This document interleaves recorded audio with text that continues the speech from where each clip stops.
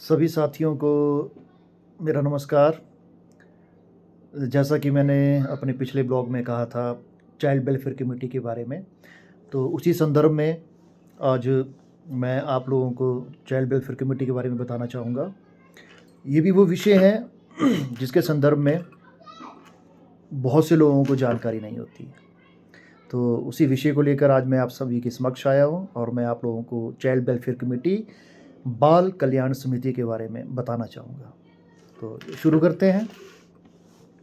Child welfare committee, बाल कल्याण समिति, शायद आप लोगों में से कईयों ने ये शब्द सुना होगा या कईयों को जानकारी नहीं होगी। सबसे पहले मैं इसमें इस कड़ी में जोड़ना चाहूँगा जुवेनाइल जस्टिस एक्ट 2014 और उसके बाद अमेंडमेंट जैसे होता है तो 2015 और जो इसके मॉडल रूल्स है 2016 में तैयार हुए हैं। जे एक्ट खासकर जुवेनाइल जस्टिस एक्ट, जैसे इसके शुरू में ही जुवेनाइल दिया गया है, जुवेनाइल यानी 18 साल से कम जो माइनर होते हैं, ये एक्ट जो है स्पेशली 18 साल से कम उम्र के हमारे जो किशोर और किशोरियां हैं उनके लिए बनाया गया है। तो ये जो एक्ट है, इस एक्ट में दो चीज़ें बताई गई हैं हमारे एडोलेसेंट से रिगार्डिंग, जो 18 साल से कम बच्चे होते हैं। एक है जुवेनाइल जस्टिस बोर्ड, यानी कि अगर 18 साल से कम कोई लड़का या लड़की कोई ऑफेंस करते हैं, कोई अपराध करते हैं, तो ऐसे किशोर और किशोरी को कोर्ट में प्रोड्यूस नहीं किया जाता है। उन्हें जुवेनाइल जस्टिस बोर्ड के सामने प्रस्तुत किया जाता है और वहाँ पर जो एक इन्वायरमेंट होता है वो एक कोर्ट की तरह नहीं होता है, क्योंकि जो हमारे जुवेनाइल है उन्हें ऐसा भी ना लगे कि उनको कोर्ट में ले जाया जा रहा है। एक ऐसा परिवेश बनाया जाता है फ्रेंडली जैसा उन्हें वहाँ पर लगे, और कोई वहाँ पर जजेस जो होते हैं वो ऊपर नहीं बैठते हैं, वो सामने एक सिंपल सा टेबल है, टेबल लगेगा और जो वहाँ पर जज होंगे उनके साथ 2 मेंबर रहेंगे। जुवेनाइल जस्टिस एक्ट में जो जुवेनाइल जस्टिस बोर्ड है उसमें प्रावधान दिया गया है कि CGM के साथ, जैसे चीफ जुडिशियल मजिस्ट्रेट हो गए, उनके साथ 2 जुवेनाइल जस्टिस बोर्ड के मेंबर रहेंगे, जो भी वहाँ पर किसी भी एडोलेसेंट का जो मामला आता है उसके बारे में वो लोग अपनी राय भी दे सकते हैं और उस केस को वो वहाँ पर डिस्पोज भी कर सकते हैं CGM के साथ मिलकर। तो ये एक्ट में दिया गया है। तो इसके लिए भी क्या होता है, जो मेंबर्स जिनका चयनित होता है, तो जे एक्ट ने इसमें जो जुवेनाइल जस्टिस बोर्ड के जो मेंबर रहेंगे उनको जो क्राइटेरिया दिया गया है कि कौन लोग आ सकते हैं इसमें, मैं उसके बारे में भी आप लोगों को इसमें बताना चाहूँगा। तो सबसे पहला तो क्राइटेरिया रहता है एज का। मिनिमम एज 35 वर्ष चाहिए इसमें, 35 वर्ष से ऊपर, और इसके साथ साथ सोशल वर्कर हो और किसी ने अगर लॉ की डिग्री की हुई है, साइकोलॉजी और स्पेशल एजुकेशन में कोई कोर्स किया हो, और उनका कोई क्रिमिनल रिकॉर्ड भी ना हो। तो ये लोग जब भी किसी राज्य के ज़िले में इस तरह का जो पोस्ट निकलती है, ये वुमेन एंड चाइल्ड डेवलपमेंट जो डिपार्टमेंट है, सोशल जस्टिस एंड एम्पावरमेंट, उनके द्वारा निकाली जाती है। और इसमें कोई भी व्यक्ति या महिला जो है 2 बार आ सकते हैं, 2 टेन्योर मिलते हैं जे एक्ट के अनुसार।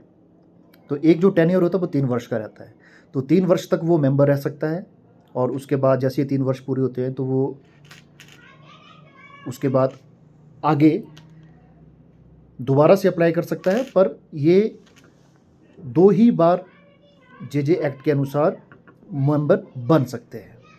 तो 18 साल से जो कम भी कोई मामले, जो जैसे कि मैंने पहले बताया, जो 18 साल से कम उम्र के बच्चे जो भी ऑफेंस करते हैं तो उनको बोर्ड में लाया जाता है। और उसमें चयनित होने के लिए भी जो मैंने जैसे मेंबर्स की बात की, जो बताया कि ये क्वालिफ़िकेशन चाहिए, एक्सपीरियंस चाहिए सोशल वर्क में, तो वो लोग इसमें आ सकते हैं और 2 बार अब इसमें आकर मेंबर बन सकते हैं। और इसमें भी जे एक्ट के द्वारा क्लास 1 मजिस्ट्रेट की जो पावर्स है वो कन्वर्ट की जाती है। एक तो हो गया जे एक्ट में जुवेनाइल जस्टिस बोर्ड। अब बात करता हूँ मैं चाइल्ड वेलफेयर कमेटी के बारे में, बाल कल्याण समिति।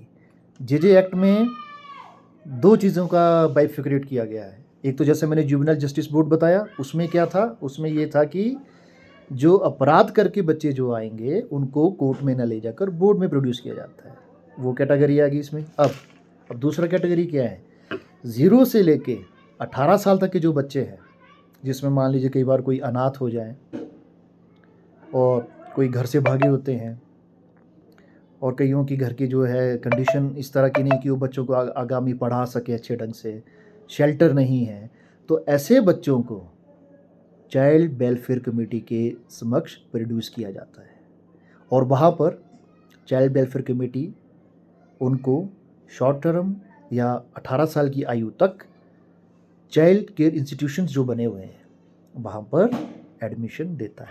एडमिशन इन द सेंस वहाँ पर उनके ऑर्डर पास करेगा, और उनकी वहाँ पर क्या होगी, देख रेख, पढ़ाई, खाने का, हर चीज़ का ध्यान सरकार रखती है 18 साल तक। तो चाइल्ड वेलफेयर कमेटी के बारे में भी लोगों को जानकारी नहीं है, ना ही जुवेनाइल जस्टिस बोर्ड के बारे में। तो इस वीडियो में मैं ये चीज़ें आप लोगों से साझा करना चाहता हूँ कि आप में से भी कोई जागरूक हो, 35 वर्ष से ऊपर कोई महिला या पुरुष हो और सोशल वर्कर रहा हो, साइकोलॉजी की हो, मास्टर इन साइकोलॉजी और लॉ की डिग्री, और इसके साथ साथ उनका रिकॉर्ड अच्छा हो, क्रिमिनल रिकॉर्ड ना हो, तो वो अगर सोशल वेलफेयर का काम करना चाहते हैं तो उनके पास डिस्ट्रिक्ट में चाइल्ड वेलफेयर कमेटी या जुवेनाइल जस्टिस बोर्ड है, वो यहाँ पर आके कार्य कर सकता है बच्चों के लिए। तो चाइल्ड वेलफेयर कमेटी की जो मैं बात कर रहा हूँ, चाइल्ड वेलफेयर कमेटी बहुत सा काम होता है। अब कई बार क्या होता है, अनवेड मदर्स होगी और कई अपने बच्चों को छोड़ देते हैं, कोई त्याग देते हैं और कहीं भी छोड़ के चले जाते हैं, हॉस्पिटल में छोड़ देते हैं या कहीं कचरे के ढेर में छोड़ देते हैं। तो ऐसे बच्चों को क्या होता है, रेस्क्यू किया जाता है ना, या तो चाइल्ड हेल्पलाइन वाले जो हैं वो रेस्क्यू करके लाते हैं, या कोई भी रेस्क्यू करेगा। तो इन बच्चों का क्या होता है, जब भी रेस्क्यू किया जाता है तो पुलिस के माध्यम से या स्वयं भी आ सकते हैं, तो उनको पहले चाइल्ड वेलफेयर कमेटी के समक्ष प्रोड्यूस किया जाता है। तो जो 0 से 6 साल तक के जो बच्चे होते हैं उनको चाइल्ड वेलफेयर कमेटी क्या करती है, जैसे मैं डिस्ट्रिक्ट कुल्लू के बारे में बताऊंगा कि मैं यहाँ का रहने वाला हूँ, तो उदाहरण के तौर पे कुल्लू में कोई छोटा बच्चा आ गया तो उसको चाइल्ड वेलफेयर कमेटी के सामने प्रोड्यूस किया, तो वहाँ से वो ऑर्डर पास करेंगे और उस बच्चे को शिमला में जो शिशु गृह है वहाँ पर भेजा जाएगा, और उसके कुछ दिनों के बाद आगामी प्रोसेस भी शुरू होगा। क्योंकि अब जो एज का जो मैं आपको क्राइटेरिया बता रहा हूँ वो है 0 से 6 वर्ष। अब 0 से 6 वर्ष के बच्चों को क्या होगा, अगर समय रहते उनके माता पिता का पता ना चले तो ऐसे बच्चों को क्या शिशु गृह में आगे तक रखा जाएगा? नहीं। अब इसमें दूसरी कड़ी देखिए क्या होती है, कई पेरेंट्स जिनके बच्चे नहीं होते हैं वो लोग भी क्या करते हैं, लीगली अडॉप्टेशन की तरफ जाते हैं कि वो लीगली अडॉप्ट करते हैं बच्चे को। तो ये प्रोसेस अब यहाँ से शुरू होता है। अगर उदाहरण के तौर पे जैसे मैंने कहा कि कोई बच्चा प्रोड्यूस किया गया उसके बाद, और उसके बाद क्या होता है, child welfare committee district child protection officer का जो ऑफिस होता है, वो लोग क्या करते हैं, जैसे 2-3 महीने का बच्चा है, छोटा है, 2 साल से जैसे कम है उम्र, तो अखबार के ज़रिए, न्यूज़पेपर में सूचना दी जाती है कि इस तरह से एक नवजात बच्चा मिला है, अगर ये किसी का है तो वो आकर संपर्क कर सकता है चाइल्ड वेलफेयर कमेटी में, डिस्ट्रिक्ट चाइल्ड प्रोटेक्शन ऑफिस में आकर। अगर जो समय सारणी दी गई है जज एक्ट के अनुसार, अगर उस समय सारणी के अंतर्गत कोई भी पेरेंट जो उस बच्चे को जो छोड़ के चलेंगे, अगर वो आके नहीं बताते हैं कि बच्चा हमारा है, तो ऐसे में क्या होता है, चाइल्ड वेलफेयर कमेटी उसको लीगली फ्री कर देती है अडॉप्शन के लिए।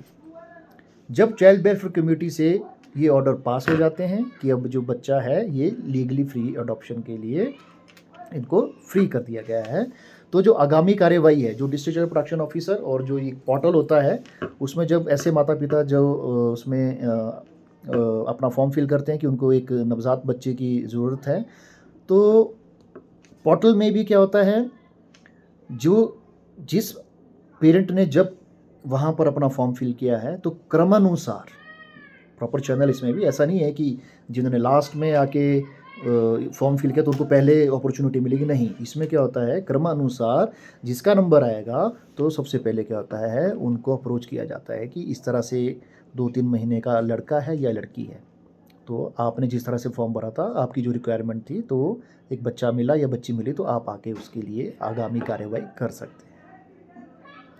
तो लीगली फ्री हो गया, बहुत बड़ी बात है। ऐसे किसी बच्चे को माता पिता मिल जाए जिसको किसी ने छोड़ दिया है। और कई बार क्या होता है, हमारे पास डिसेबल्ड बच्चे भी होते हैं, उनको भी माता पिता मिलते हैं, वो भी बड़ी खुशी से ऐसे बच्चों को अडॉप्ट करते हैं। ये तो बात हुई 0 से 6 साल के बच्चे की। अब हम बात करते हैं 6 से 18, 6 से ऊपर जो है 7 साल से लेके 18 साल तक के बच्चों के साथ क्या होता है। ऐसे बच्चों को भी जो 7 साल से ऊपर हो गए, अब चाइल्ड वेलफेयर कमेटी के सामने प्रोड्यूस किया कि किसी के माता पिता नहीं है, तो चाइल्ड वेलफेयर कमेटी क्या करती है, हर डिस्ट्रिक्ट में चाइल्ड केयर इंस्टीट्यूशंस बने हैं, तो वहाँ पर ऑर्डर पास करती है और उन बच्चों को वहाँ पर 18 साल की आयु तक संरक्षण दिया जाता है, जिसमें रहना, खाना पीना और उनकी जो आगामी जो पढ़ाई है, वो सारा का सारा जो खर्चा है वो सरकार व्यय करती है। तो इस CWC का काम देखिए। तो मैं फिर से गुजारिश करूँगा, जो भी मेरा वीडियो देख रहे हैं, अगर 35 वर्ष से ऊपर कोई भी महिला या पुरुष है, अगर वो इस तरह की सोच रखते हैं, अच्छा कार्य करना चाहते हैं, तो आप लोग ज़रूर चाइल्ड वेलफेयर कमेटी या जुवेनाइल जस्टिस बोर्ड के सदस्य बने। जैसे कि मैंने पहले कहा था कि जुवेनाइल जस्टिस बोर्ड में 2 सदस्य होते हैं, एक महिला, एक पुरुष और एक CGM। और जो चाइल्ड वेलफेयर कमेटी है, चाइल्ड वेलफेयर कमेटी मैंने अपनी पिछली वीडियो में बताया था कि इसमें 5 सदस्य होते हैं, जिसमें से एक चेयरपर्सन होता है और 4 सदस्य होते हैं, तो 5 का ये एक बोर्ड होता है। तो ये बहुत ही अच्छा कार्य है। कोई भी अगर ऐसा कोई वेलफेयर का काम करना चाहता है, तो ज़रूर मैं आप सभी से निवेदन करूँगा कि चाइल्ड वेलफेयर कमेटी में ज़रूर जाएं और जुवेनाइल जस्टिस बोर्ड में भी ज़रूर जाएं। तो बच्चों के लिए बहुत ही ये अच्छा कार्य रहता है करने के लिए। और जो मैं चाइल्ड वेलफेयर कमेटी की बात कर रहा हूँ, इसमें कोई डिसेबल्ड भी है। अब जैसे मैं कुल्लू की बात करूँगा, अगर कोई किसी का बच्चा विजुअली इम्पेयर्ड है, तो उसके लिए भी कुल्लू में सरवरी में है चाइल्ड केयर इंस्टीट्यूशन, चंद्राबा मेमोरियल करके। तो वहाँ पर विजुअली इम्पेयर्ड किसी का लड़का या लड़की है, तो उसको चाइल्ड वेलफेयर कमेटी के माध्यम से वहाँ पर एडमिशन दिला सकता है। पर एक बात मैं आपको साथ में कि और भी साझा करना चाहूँगा कि कई बार क्या क्या होता है, ये जो हमारे चाइल्ड केयर इंस्टीट्यूशंस है, यहाँ पर सिर्फ कई बार सीट्स भी इनके पास इन्होंने फील किया होता कि हम 25 बच्चों को ही देख पाएंगे। तो पहले अगर किसी के कोई विजुअली इम्पेयर्ड बच्चा है, अगर वो एडमिशन दिलाना चाहता, तो पहले वो चंद्राबा मेमोरियल में जाकर उनसे पूछें कि आपके पास रिक्त स्थान है अगर एडमिशन के लिए, तो वो चाइल्ड वेलफेयर कमेटी के माध्यम से वहाँ पर अपने बच्चे को एडमिशन दिलवा सकता है। तो ये रही कुछ जानकारी जो ऐसे मैंने भी बताया। और इसके साथ साथ अब चाइल्ड वेलफेयर कमेटी और डिस्ट्रिक्ट चाइल्ड प्रोटेक्शन ऑफिसर का देखिए एक और रोल बताता हूँ। ये तो हो गया जिनके माता पिता नहीं हैं। कई बार क्या होता है, ऑर्फन शब्द होता है ना, एक अनाथ, एक होता है अर्धनाथ यानी कि सेमी ऑर्फन। कई बार क्या होता है, किसी के पिता नहीं है पर माता है, माता नहीं है पर पिता है, या फिर घर में जो दादा दादी है, चाचा चाची है, मासी है, इस तरह से जो क्लोज के रिलेशन में है, इसके लिए भी सरकार ने एक स्कीम चला रखी है, foster care. Foster care scheme में क्या होता है, जो बच्चा है वो परिवार में ही रहेगा। जैसे दादा दादी के पास माता है तो माता के पास पिता नहीं है अगर, तो इसमें भी कुछ क्राइटेरिया है। तो उसके लिए भी क्या करना पड़ेगा आप लोगों को, अगर ऐसा कोई आपकी सोसाइटी में कोई बच्चा है जिसके बारे में आपको जानकारी है कि माता पिता नहीं है, तो district child protection officer Kullu में है, तो आप लोग वहाँ पर जा सकते हैं।